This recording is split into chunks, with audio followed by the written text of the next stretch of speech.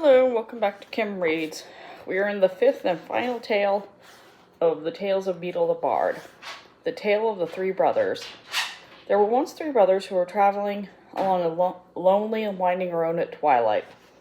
In time, the brothers reached a river too deep to wade through and too dangerous to swim across. However, these brothers were learned in the magical arts, and so they simply waved their wands and made a bridge appear across the treacherous water. They were halfway across when they found their blocked by a hooded figure. And Death spoke to them. He was angry he had been cheated out of 3 new victims, for travelers usually drowned in the river.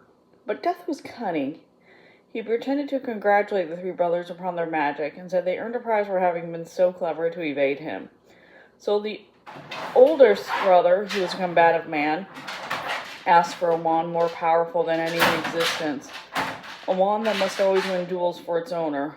A wand worthy of a wizard who had conquered death.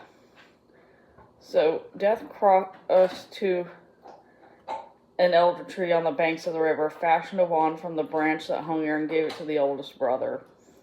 Then the second brother, who was an arrogant man, decided that he wanted to humiliate Death still further, and asked for the power to recall others from death. So Death picked up a stone from the riverbank and gave it to the second brother, and told him that the stone would have the power to bring back the dead. And then Death asked the third and youngest brother what he would like. The youngest brother was the humblest and also the wisest of the brothers, and he did not trust Death. So he asked for something that would enable him to go forth from that place without being followed by Death. And Death, most unwillingly, handed over his own cloak of invisibility. Then Death stood aside and allowed the 3 brothers to continue on their way. And they did so with wondering adventures they had and admiring Death's gifts. In due course, the brothers separated, each for his own destination. The first brother traveled on for a week or more and reached a distant village, sought out a fellow wizard with whom he had a quarrel. Naturally, with the elder wand as his weapon, he could not fail to win the duel that followed.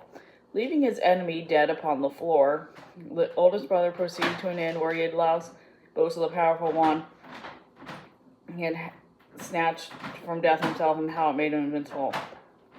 That very night, another wizard crept upon the oldest brother as he lay wine-sodden upon his bed. The thief took the wand and for good measure slit the oldest brother's throat.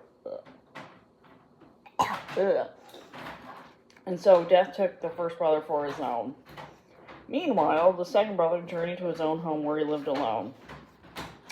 Here he took out the stone that had the power to recall the dead and turned it thrice in his hand.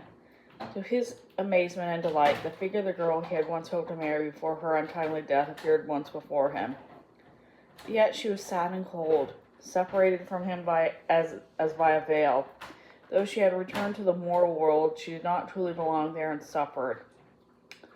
Finally, the second brother, driven mad with hopeless longing, killed himself as to truly join her. And so Death took the second brother for his own. But though Death searched for the third brother for many years, he was never able to find him. It was only when he attained a great age that the youngest brother finally took off the cloak of invisibility and gave it to his son. And then he greeted Death as an old friend and went with him gladly, and equals, they departed this life. And that's the end of that story, and that's the end of the book. Thanks for listening. I hope you enjoyed everything. Bye.